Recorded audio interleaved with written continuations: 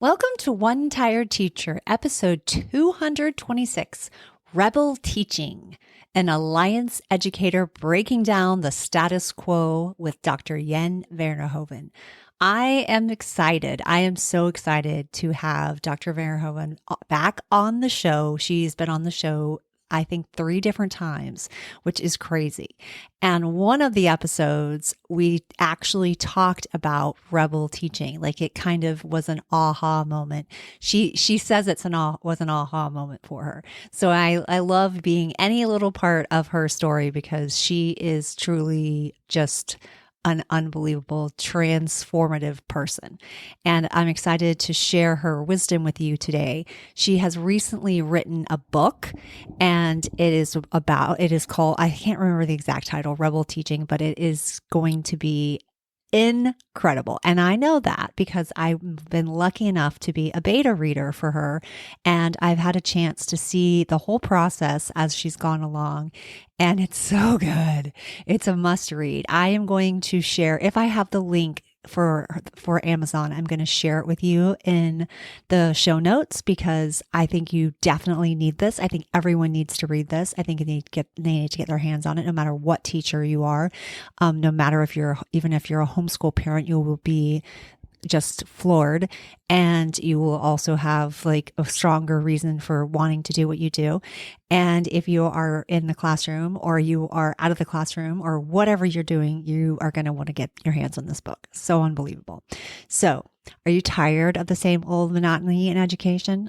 I know I am. Get ready to have your socks blown off. You're going to be amazed at Dr. Jen Verhoeven. I hope you stick around.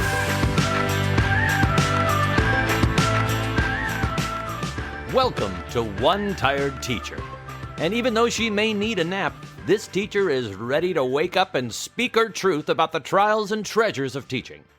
Here she is, wide awake. Wait, she's not asleep right now, is she? She is awake, right? Okay. From Trina Devery Teaching and Learning, your host, Trina Devery. Hey, so before we get started, this episode is being sponsored by my nonfiction science reading comprehension passages with questions and bonus science experiment. I have a bundle that contains 9 different science topics, and I integrate science and reading informational text. Hey there, you fellow science enthusiasts. Are you ready to take your 2nd grade students on an epic scientific journey? Yay! Introducing the 2nd grade science year-long bundle. This incredible resource is jam-packed with nonfiction passages and bonus experiments that will ignite a passion for science in your little learners.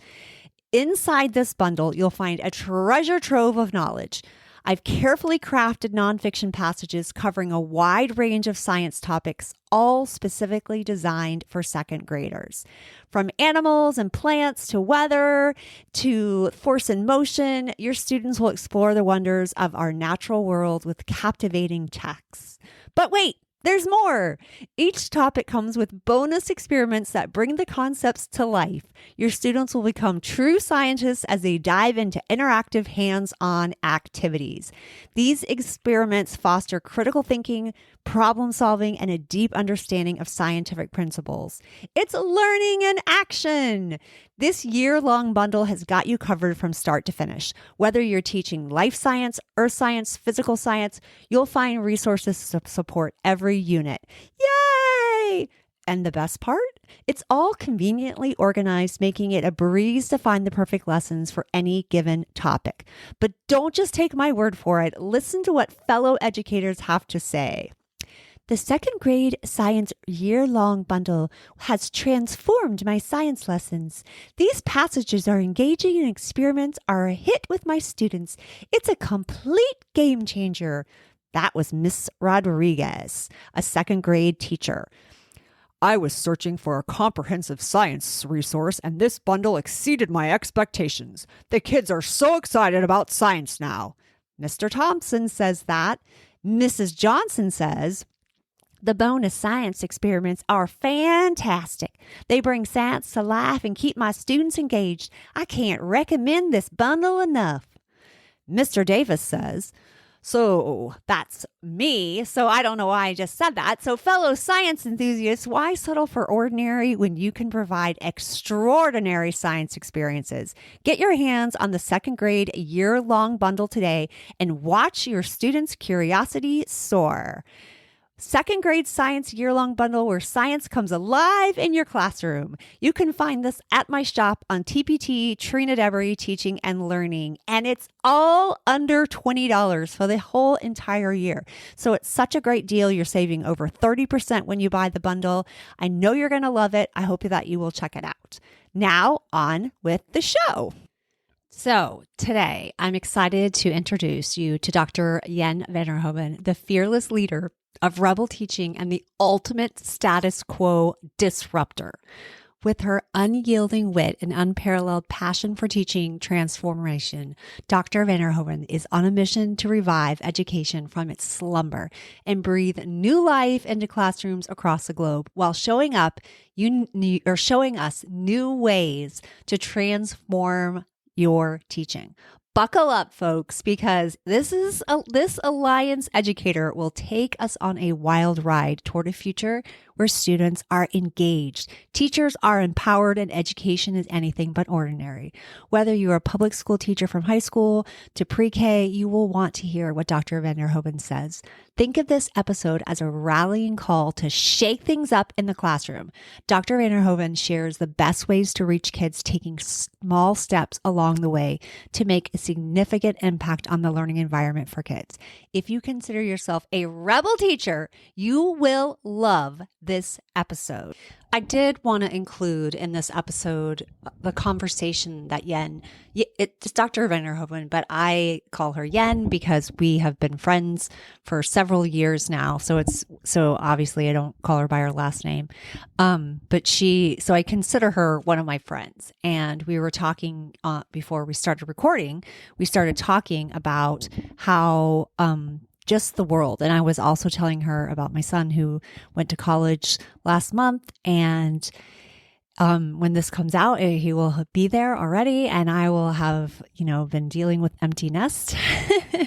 And so we were just talking about like the differences in like what, the whole thing about like, does college really have to be for everyone? And my answer has always been, it doesn't have to be for everyone. There's so many other ways of learning in the world, and there's so many other choices, and there's so many other avenues, and we have to be open to that as well.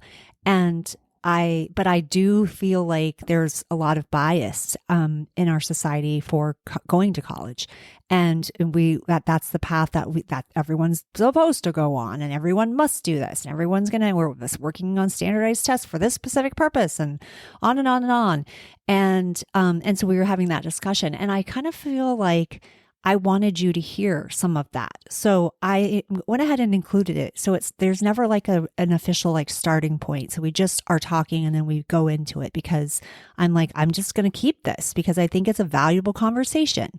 All right, let's get started. My son is going to school and he, I think I've talked about him with you before. Like he dropped out in 10th grade and then he worked on a construction site for a year. And then he's like, I want to get my GED. This was just a couple of months ago. I want to get my GED. And I'm like, all right. And he passed. And then he's like, I want to go to college. Okay. So then he got accepted. And so it's like all been a whirlwind. And he's going to college and on the 17th, we take him up and has an apartment. And it's been crazy and exciting, but this is my baby. So it's like my heart, I'm like, oh my gosh, can I survive this? But I'm so excited for him. And so it's just been a lot. I don't know why I'm telling you all this. Yeah. How far away from home is he going to be? Like 2.5 hours. So it's not terrible. That's a good distance. Yeah. You know what I mean? Just enough that they're not like knocking on your door for dinner every night. Yes. But, when they need anything, you can go back and forth. Oh, good. Yeah. Oh my gosh. You must be so proud. I am. I'm proud. Yeah. I'm really proud of him. Oh. It's so unbelievable. I mean, I feel like I could have a conversation about this forever, but I want us to get started because I have to be done by 2. So Okay. my time. But I do I'm like so in shock at the world, or at least in our society, how like so many more doors are open if you do go to college. And if you don't go to college, like because I've seen that with my daughter, she started her own business and stuff, but things have, certain things like credit, building your credit, things like that are like closed doors to her, as opposed to like Jackson qualified on his own to get the apartment. I'm like, what? This is a kid that doesn't even have any credit. And so it's like, and then access to counselors and access to tutors and free. All of this is free. And I mean, obviously, you're paying tuition. But but it's like, what? I mean, it's insane. Yeah. And I'm like, wow. I'm like, you better conform and do exactly what we want. Or if not, we're going to make it so much harder for you. Yeah. Yeah. Sorry, it's just when you talk about the world these days, it almost feels as if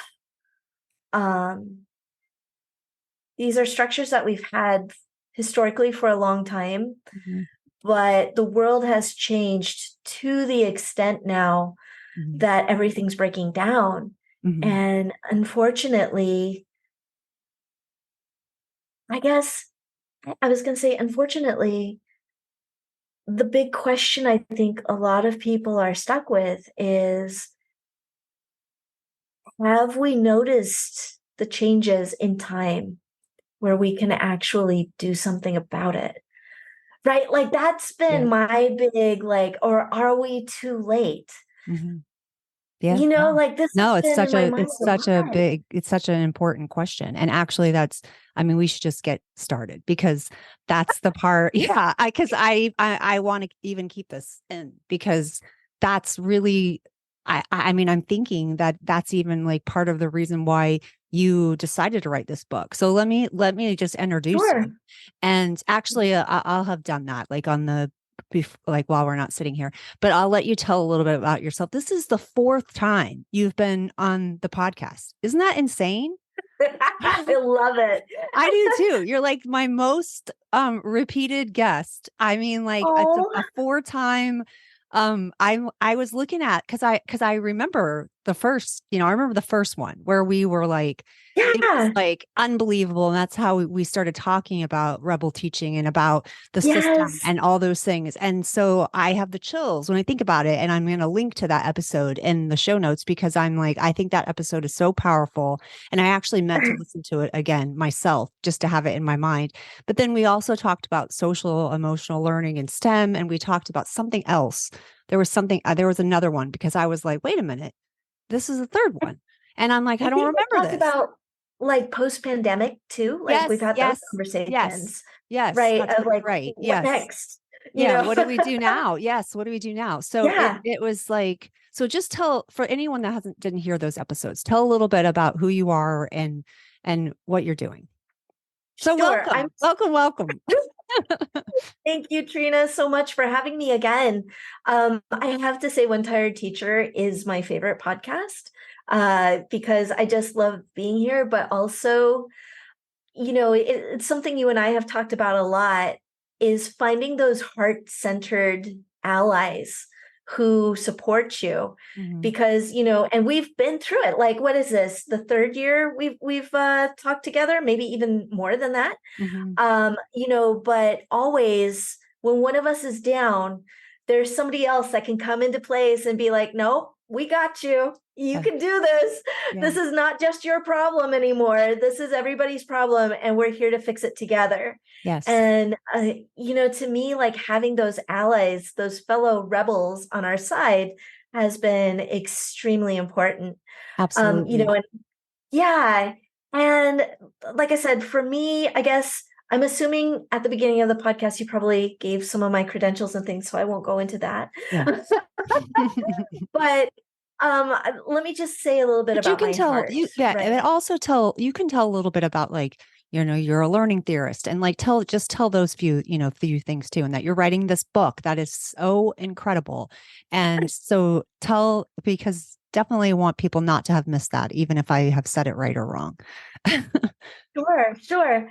Well, I started out as a high school science teacher, and then moved there from being a department program chair at Fortis College, a career college.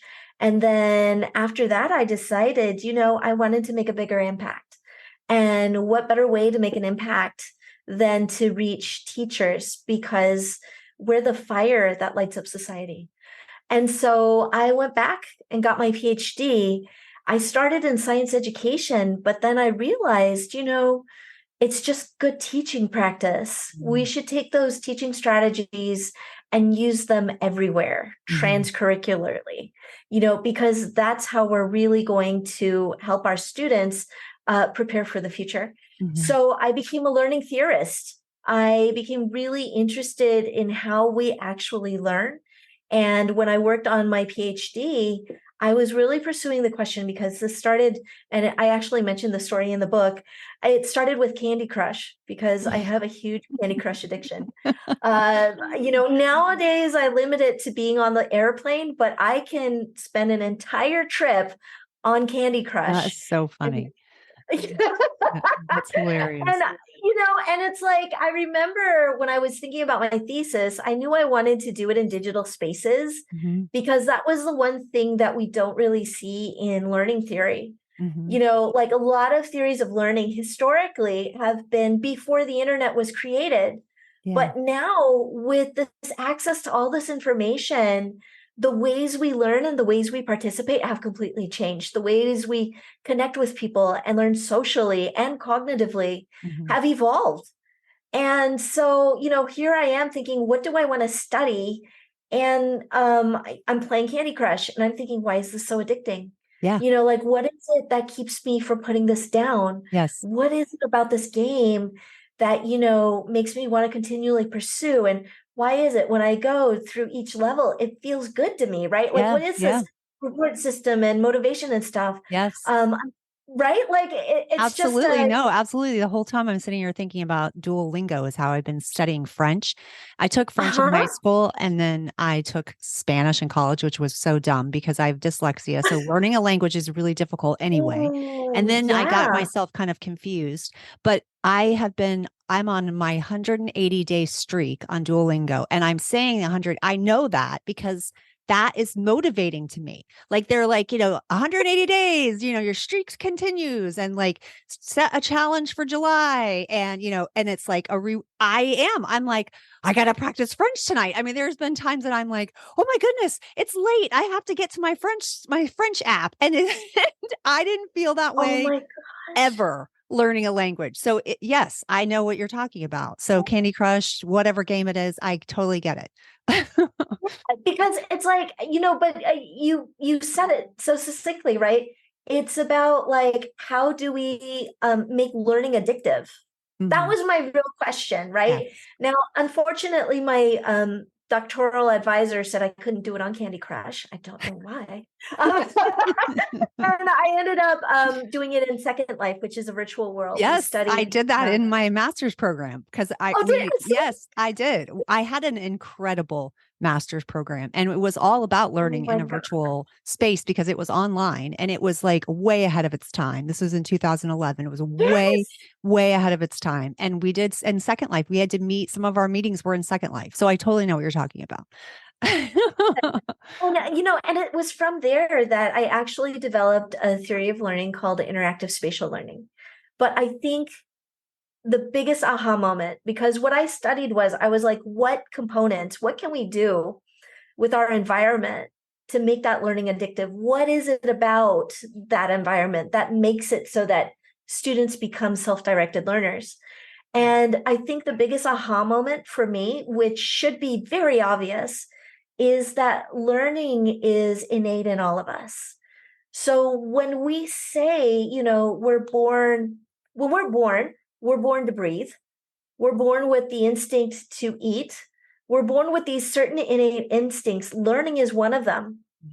And The crazy thing about that, though, is we have people walking around today who believe that they're bad learners. Yes. And what is, so to me, like what hurts my heart the most about when somebody says I'm a bad learner is it's the equivalent of saying I'm a bad breather or Yeah. I'm a bad eater, Yeah. right? How Something do you that's say that? natural. Yeah. You're taking something Yeah, that's natural about a person and saying they're unable to do it.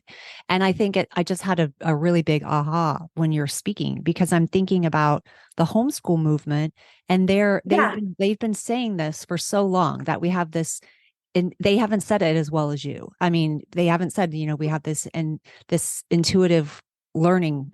That's what we do, just by being a human. But they had been trying to say that, because it's like, we don't need to do it the exactly way that you're saying. We can do it in this other way, because they're going to eventually learn it. But in the education system, you're like, oh no, they must learn it by this time and they must do this by this time. And we can't see that they are going to eventually do it, because we've all learned to breathe. Everyone will learn. So I think that is, yeah. yeah. Oh yeah. Wow. And actually, some of the interviews that I had and some of the insights that I put in the book are actually from homeschool parents who have done it. Mm-hmm. Because, if breathing is so innate in us, Mm-hmm. learning is innate in us, guess what? Parents, you are innate teachers too. You've Mm-hmm. been teaching your kids ever since they were born. Yes. You're their first teacher, and you're with them for their entire life. Mm. And that was something I didn't want to underestimate the Yes. power that parents have in a student's education, because Absolutely. it's powerful.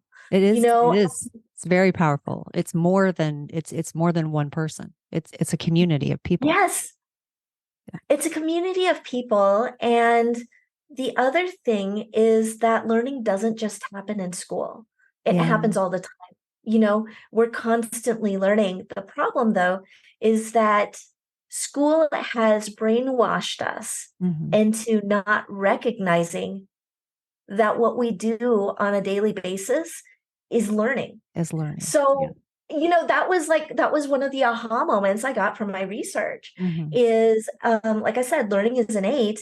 And then the other piece, and this actually came when we started the company. I founded Key Learning Research Group because I really wanted to change how people think about education and how we approach it. Mm-hmm. Because think about it this way, if we can change our instruction so that learning becomes as natural as breathing, imagine how much easier it is for a teacher to teach and a student to learn. Yeah. Like when I interviewed homeschool parents, one of the things that I never heard from them is that learning was stressful. Yeah. That never happened. Because when learning is innate, breathing is not stressful unless you have asthma, right? Yes. Like we do Yeah. it innately. Learning shouldn't be stressful either. And that's kind of one of the big points that I wanted to make in the book is, if we accept and recognize innate learning for what it is, we can structure teaching opportunities and experiences that really take advantage of that natural learning trajectory that we all have. Yeah. Yeah. Oh, I So, love that yeah. so much. No, I love that so much. Okay. So that's like that's where you're coming from. Like what, okay. So now you are in the middle of writing the book. It hasn't come out enough to Yeah. yet for people, correct? Or am I at this point, Or we can pre-order actually, still, or can we now order? I mean, I already pre-ordered, so so I already know for myself. Asking for my listeners. of course, by the time this podcast comes out, it's probably already going to be out on Amazon. Okay, good. And when it first hits Amazon, it's actually going to go on sale for 99 cents, the ebook. Oh my So, and one of gosh. the reasons, yeah, one of the reasons why I wanted to do that is because, I wrote Rebel Teaching to start a movement in education, a global movement in education. And that global movement is to bring what we do in education back into what we do naturally. That really is it. Yeah. And so what would be the point of starting a movement when that information is inaccessible? Yes. So, and Trina, you've been with me through like almost the entire like writing process, the entire rebel teaching process. You've seen this evolution of, that Unbelievable. very first podcast. And I would even say that very, very first podcast probably marked the birth of rebel teaching right then and there, to this point where now we have this official book, an official guide So to exciting. how we can create like rebel teaching, the rebel teaching movement, the rebellion, wherever you are, whether or not you're a parent and an administrator, a policymaker, a teacher. I wrote Rebel Teaching to bring everybody into Yes. education again, Yeah. into this movement. Which is and incredible, because you're right. It's the community. It is the community of people. It's all of us. It's all of us fighting for this. And it's so needed, so needed. Okay. So talk about that. Like, when did you really realize, wow, this is actually extremely broken? Like this current, this current system, this, because you even refer to it in the book, as the machine. I don't know if that's a part that you've kept in or taken out. Oh, yeah. Okay. Oh, yes.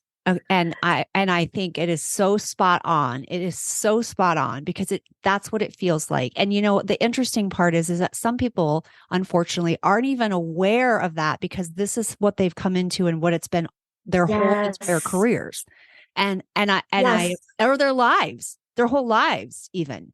And so it's like, what was the aha of, oh my goodness, like this is we're in trouble. Like we're in trouble if we continue down this path. We already are in trouble. We're in massive.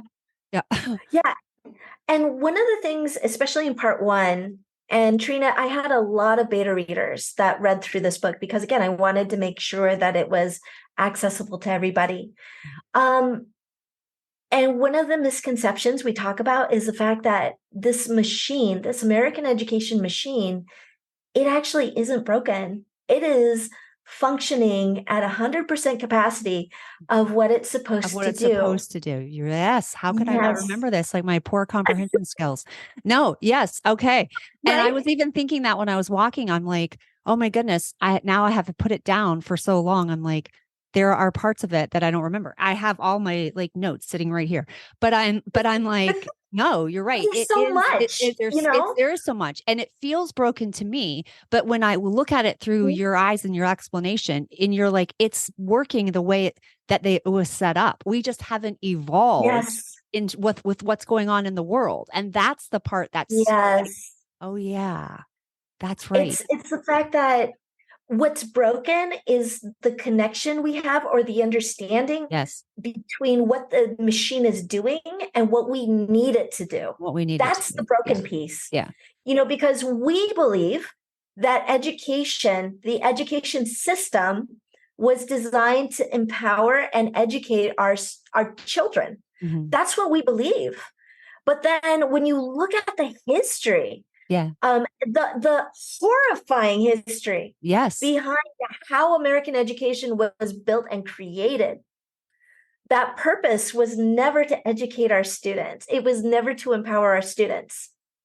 The purpose behind the American education machine, and I know people are going to get tingly about this, but that's okay. Yeah, and you talk about this, you address it, the amygdala tingle. So I know that you talk. Yeah. But go ahead. I don't want to take you off track. Yeah. It's just so. No, not at all. The purpose behind the American education machine was to categorize our society into three groups: the elitists, who would lead our societies; the followers, the machine, the people who work in the factories, the factory workers; and then the dropouts, the people that can't be conformed.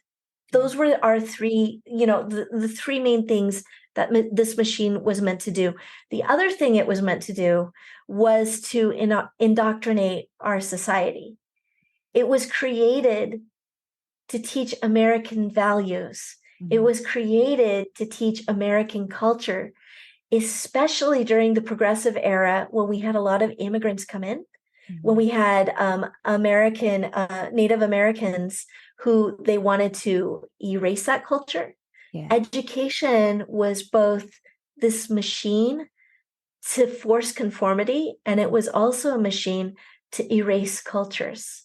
Which is, I mean, when people hear this, and I know this because our beta readers uh, were of course, um, it hurts because Yeah. we've It been, hurts because you yeah, feel we've like you're been part of brainwashed to something think that you're it's, like, I'm part of something that's brainwashing. Like that is upsetting. yeah, It's an upsetting realization. Yeah, for it's sure. upsetting. Yeah. And I'm willing to bet people who are hearing this podcast are also probably going to be upset, Mhm. as well you should be, Yes. honestly. Yes. You know, because we believe and we want to believe this is such a good thing. Mhm. But yet, when we look at the absolute truth, the history, the stories of what education has done, Mhm.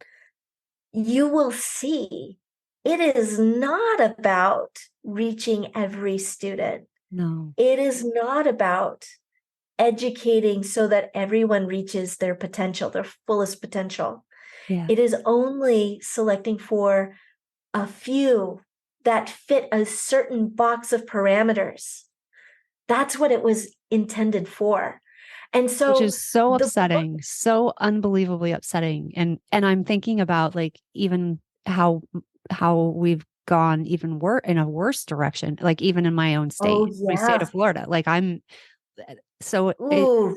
yeah, so it's rough. It's really hard. It's hard to be it's hard for me. And like even hearing this, I'm like, Yeah. this is really upsetting because yeah, we're talking, we're creating this so that just some of these people are successful and are taking over, and that's scary. That's scary to Yeah. me. And I think the thing that really, and this was one of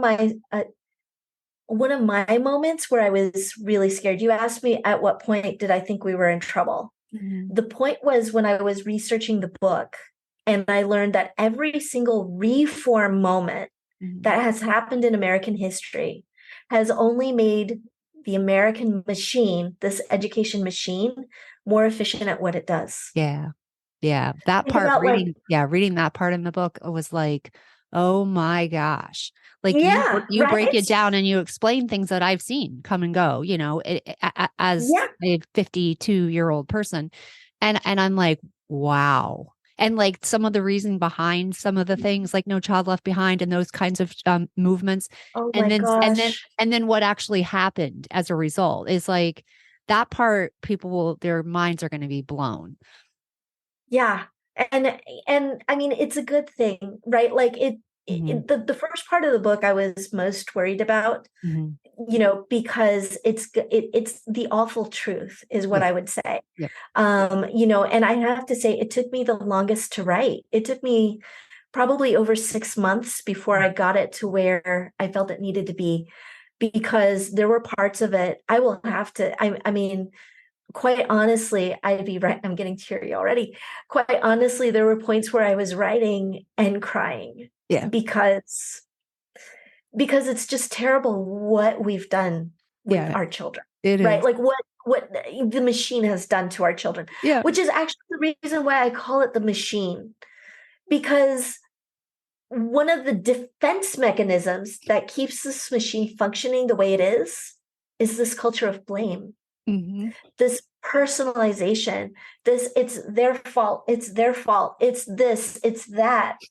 This blame game has protected the machine for so long, and it still continues to, Yes. Hmm. you know. Oh, Oh, oh yeah, Trina, I for didn't mean sure. to make you Oh no, feel no, I sad, know but it's all right, but it's true. It is. I think it's important though when you are trying to shed light on something and trying to reform something. I think it's important to look at where you've come from and look at the yeah, things that have happened so that you don't repeat that. So you're not repeating those same kinds of mistakes, and we're not doing the same thing that every other reform program tried to do.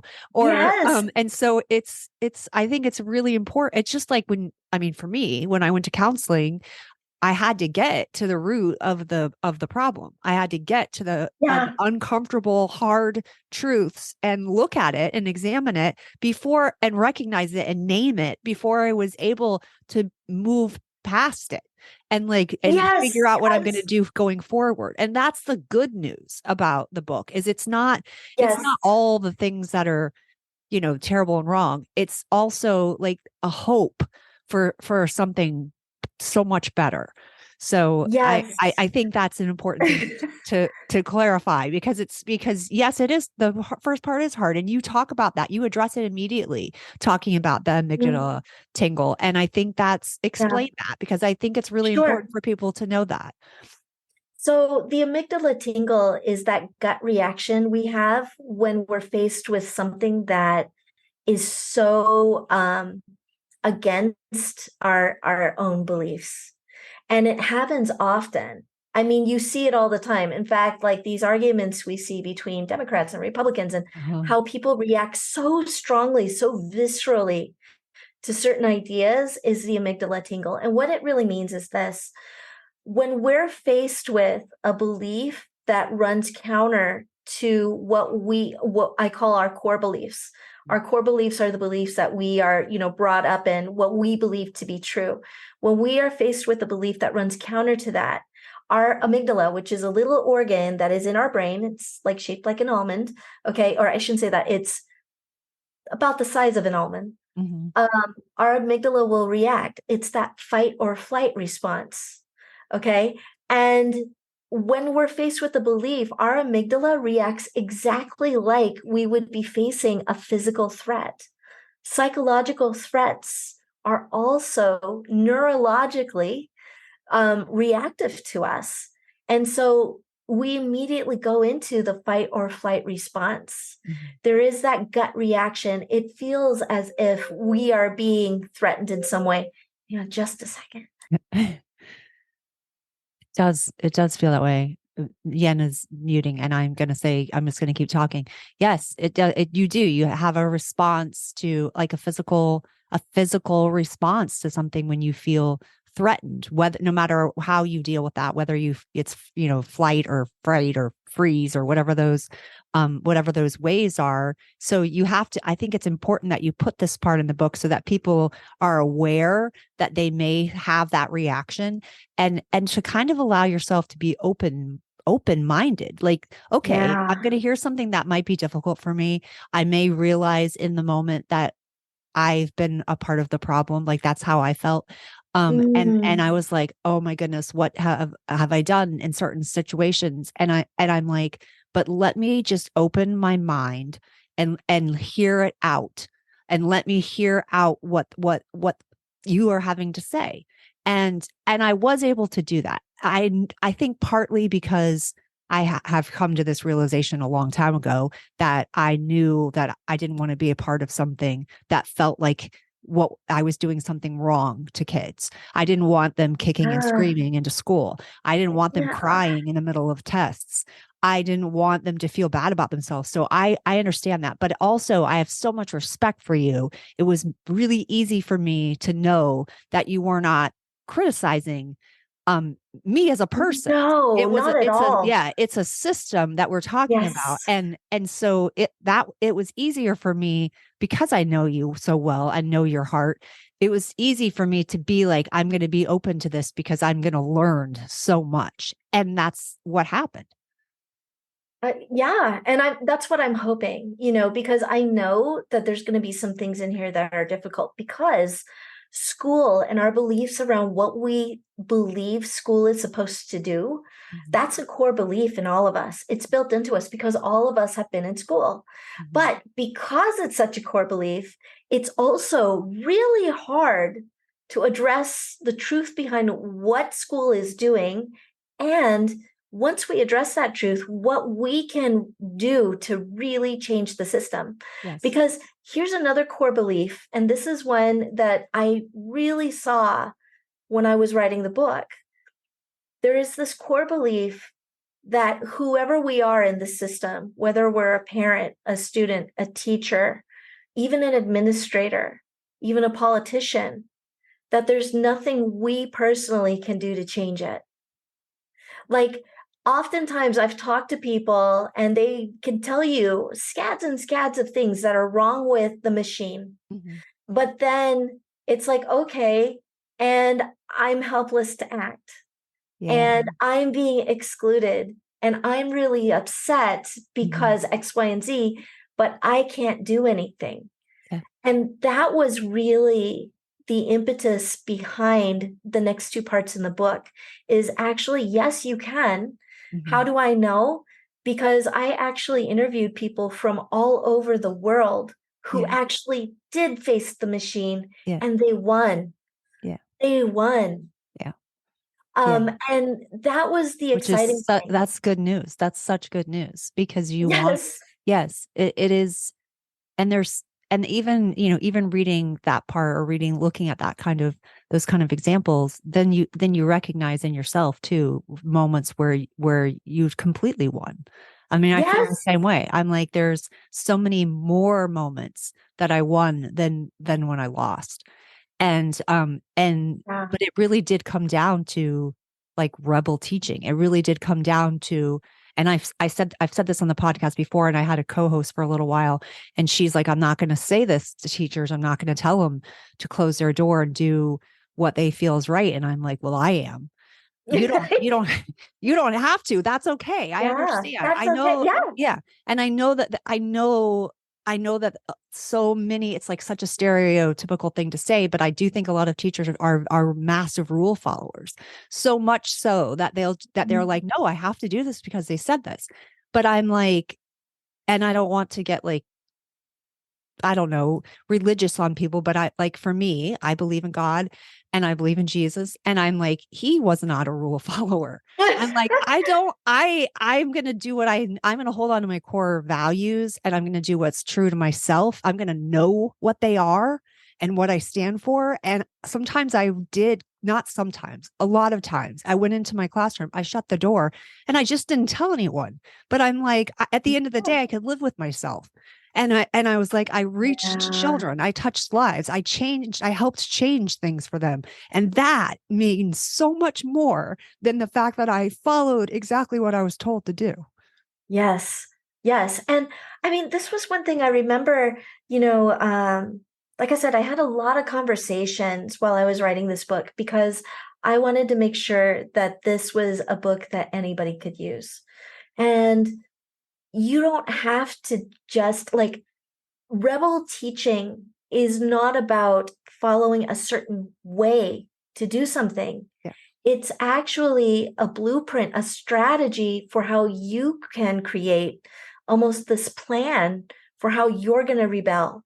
And Mhm. that doesn't necessarily mean you have to break the rules. No, you're right. Right? You're Like absolutely right. It doesn't there's necessarily mean that. And there different are some ways things to do it. that are just, yeah, just a different way of doing it. It may not, it Yeah. may, and others may assume that that's breaking the rule, but it's like you're just being careful in that way. Mhm. Sometimes there's a technicality, but you do explain that rebel, like the acronym, like you say Yes. it as an acronym. So would you Yes. mind sharing it or that, or do they have to read it? Oh, no, I would Figure it love to share out. it. Okay. And one of the reasons why, so in rebel teaching, it's called repurposing the American education machine.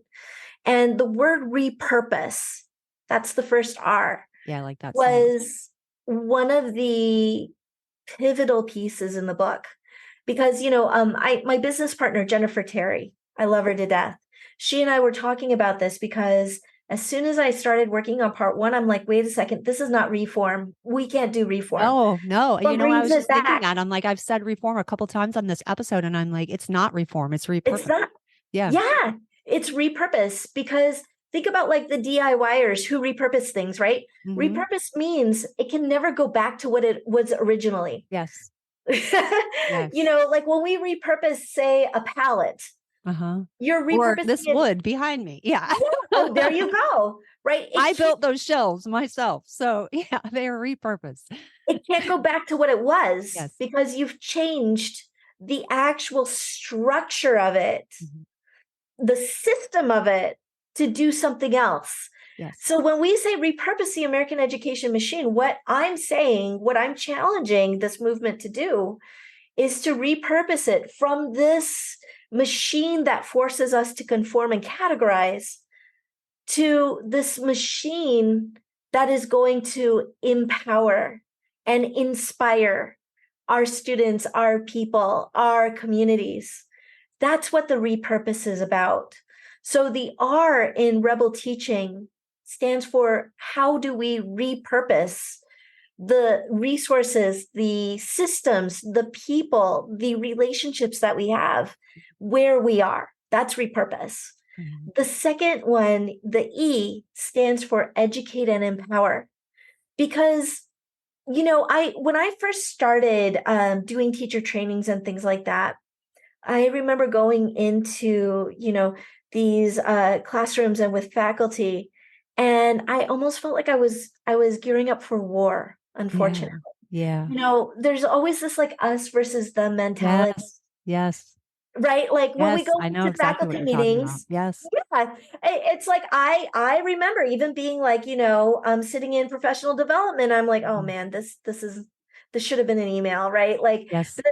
this is going to be something I'm never going to use. It's just a waste of time. I'm just here Yes. for the coffee and donuts, Yes. right? And there's this mindset in this idea of like, professional development and things like that, where there's an us versus them. There's always this dichotomy. Yeah. Educate and empower is about educating people on what our misconceptions are, what repurposing is really about, what the system is actually doing, Mhm. and then empowering people.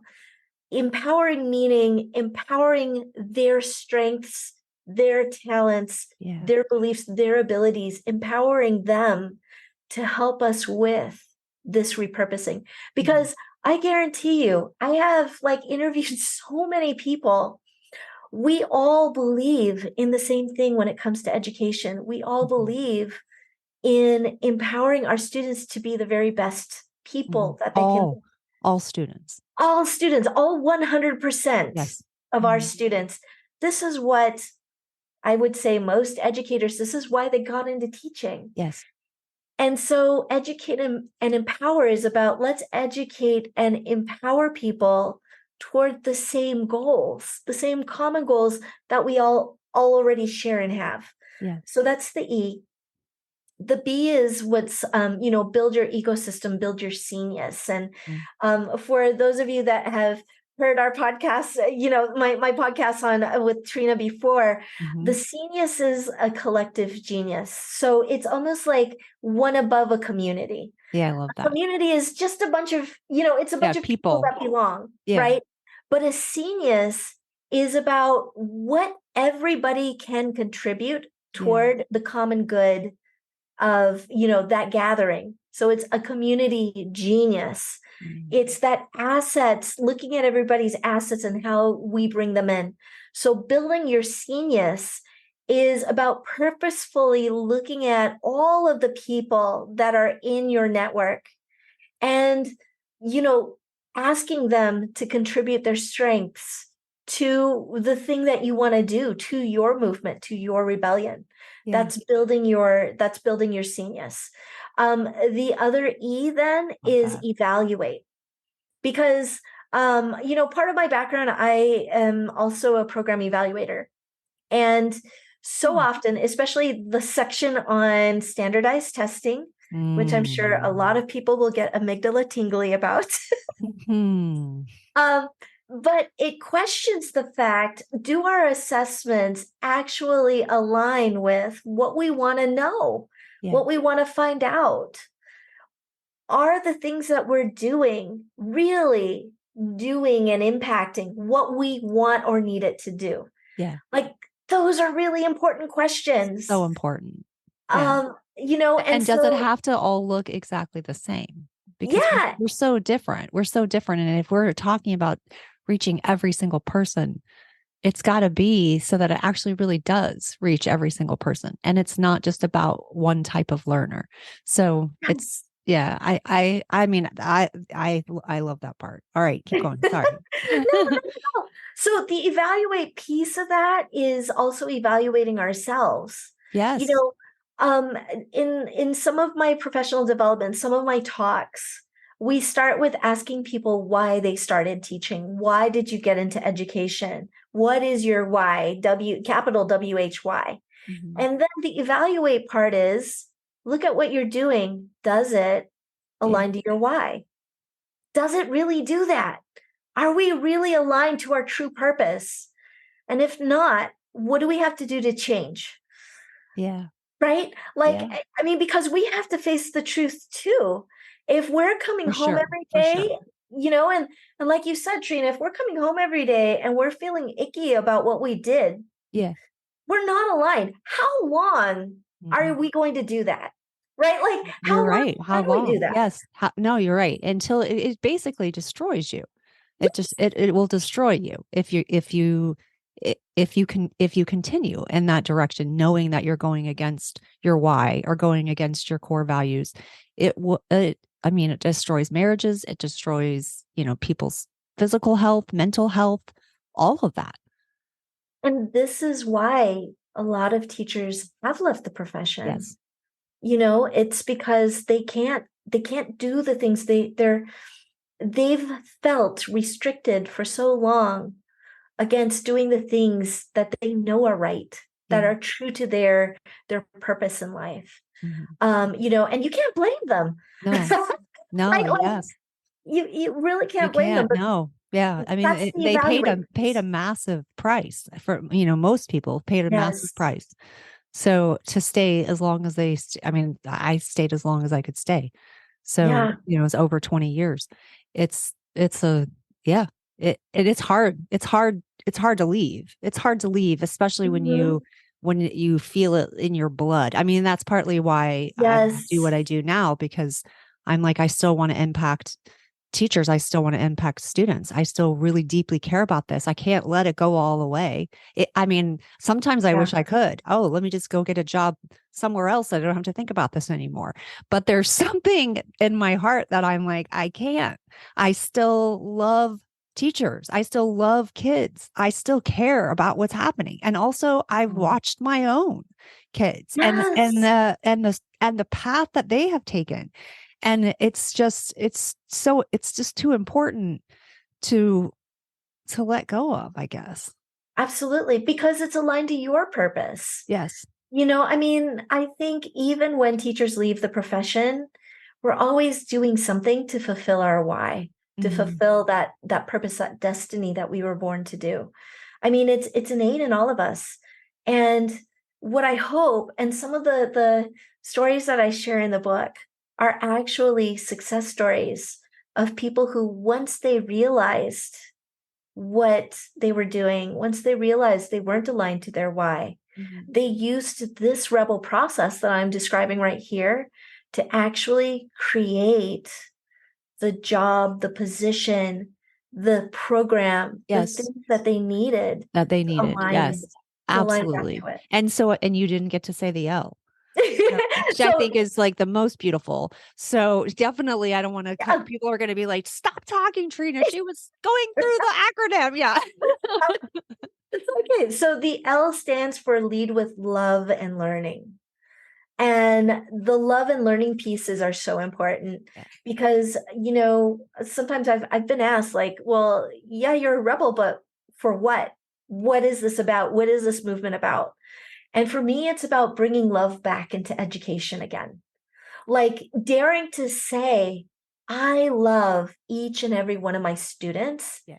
and I teach and show that love to each and every one of my Yes. students because that's what they need. Absolutely. That's absolutely what they need. And it makes all the difference. It makes all the Yes. difference in the classroom. Kids that have, in the past been in trouble constantly or no are not anymore. And it just changes everything. It changes everything. And sometimes, like, one of the, I'm sorry, it's squirrel time. 1 second. It does. It makes such a difference. I'm going to keep going. Yeah. So I was gonna say, sometimes people ask, like, how do I motivate my kids? It may be as simple of an answer as show them that you love them, Yes. show them that you care, show them that you're there for them. Because unfortunately, the machine wants to take all emotion out of everything. Mhm. That's what standardization is about. Yes. It's about taking the human out of the equation. Yeah. And what happens when we take the human out of the equation? Well, right now we have the highest numbers of youth suffering from mental health issues. Yeah. We have the highest number of administrators and teachers who are dealing with mental health issues and dissatisfaction in the workplace and all of these things. Why? Because we are human. Yes. This is our nature. Yes. So, We rebel, can't treat them like they're not human. And exactly. so often that's part of the people's solutions. And it's Yes, like, it's a business, da da da da da. And I'm like, these are humans. It is different. You have to take that into yes. consideration. Well, it's funny you say that about it's a business because, when I was writing the book, I was in a cohort with other authors, Hmm. several of whom are business leaders, business thought leaders. And even business has changed to include Yes, humans. that's true. Yes. All we're doing is trying to make education match the times. Yeah. But it is about bringing the human back again, connecting students to the love of learning, showing them that they are loved and showing them that, it's okay to be human. And it's more than okay. Being human is your strength. So, that's the Rebel Teaching acronym: repurpose, educate and empower, build your genius, evaluate for impact, and then lead with love and learning. That's it. But Yeah. when you use that acronym in a process to Mhm. plan out your Rebel strategy, you can really move mountains. How do I know? Because I've met people and interviewed people who have done it. I've done Yeah. it, Yeah. Yeah. and this is kind of that silver Yeah. lining, Yes. um, Yes, at the end of and the there is a silver lining, and you talk about that, and that's why everyone has to read this book. Like they need to. It's just a part of you. It's just something that you have to do. It's just a book that you must read. and share it with people, because Yes. what you'll find, I think, and I found this really interesting, the people that have beta read, like you, Trina, when you start talking to people, all of a sudden you're going to be seeing things in education that they don't quite That yet. they don't quite see. Yes. And you're like, oh, you've got to read this book because then you'll know what I'm talking about. Then you'll understand what I'm saying. Yes, I have thought it and said it multiple times. I have definite people that are like, I need the book. Love it. Mm. And one of the other things too, and this I found really interesting, because in education, our machine forces us into conformity. And when we don't conform, there's almost like this shame that's Mhm. attached with it. Mhm. There is, I'm a bad student, I'm a bad whatever it is, right? There's a shame when you can't conform, because in the machine you get punished for it. You get Yeah. punished for being different. Yeah. Um, and people have come to me, I've gotten emails, which is really cool, where they're like, I don't entirely agree with the book. There's Mhm. this and that I do agree with, and there's this and that don't. And you know what? I did not write this book for people to 100% agree with me. No. It's Yeah. like Yeah. this is where that lead, love, and learning comes in. The learning is about the fact that we can all be rebels, learning Yes. from each other. Yes. And this book is about creating those conversations, Yeah. giving people the vocabulary, the way to express what they feel is wrong and how they can make it right. Yes. Like And that's what this book is being about. open to hearing other voices. Yeah. That's the thing that Hearing is other yeah, voices. is so important and so special about you is that you are willing to take other voices seriously. And so I have never once looked at any of the pages of the book and thought that you wouldn't be open to something that I have to say. And I think that's Oh, yeah. really powerful because you don't always feel that way with every author of every book you've ever read. You feel like, no, they think it's this one, it's this way, and it's their way, and that's the way. But I don't, it doesn't come across that way. So I think that's, Oh, good. yeah, that's another beautiful thing. Yeah. Well, and I have to say, like, this book was never written of like what this is what Yen thinks. It's Yeah. not one of those No. books. Like, you're gonna find that this is a book that was written from many voices. I was just going to You say know, so many voices went into this book. And it gave you, I mean, I know because one of mine is one of my stories is in there. And so it, yes. it gives you you feel like it puts a voice to something that you feel like you need to tell, like you need to you needed to have told the world. And I think that's such a healing benefit of that. And so people are going to hear stories that they can resonate to with and know that is being put out in the world, that their voice is also being shared. So I think that's really magical. Oh, thank you. And I'm trying all the time on the website www.rebelteaching.com, easy to get to. I've got a blog there. And that blog and also the appendix. So in the book, I talk about go to the appendix. We're building it right now, by the way. It's going to be kind of a living document. You know how like in a book, you can never really like change things sometimes when they go into print. Yes. So this is where we're going to put in community built, seniors built resources How that cool. you can go to when you want to dig deeper into some of these things. Like there is going to be a whole section on parent advocacy groups. Oh, that's How do you awesome. rebel when your district is doing something that is morally wrong? Uh-huh. We have resources for you. Where do you go when you want your students to actually access, reliable, trustworthy information? Our University of Rochester librarian, Eileen Daly Boas, she actually put together that whole resource for me so that teachers can just go there and find some of those links for their kids. People are still sharing stories. There were so many stories from people about education, what they've done, what happened to them, all of these things. I just couldn't put it all in the book. Yeah. Yeah. So the blog, I'm starting to fill it with all of That's these so different cool. Yeah. That's so cool. Okay, so So, I have to have that link to drop in the show notes, even though you've said it, just in case somebody needs to be able to sure. click it.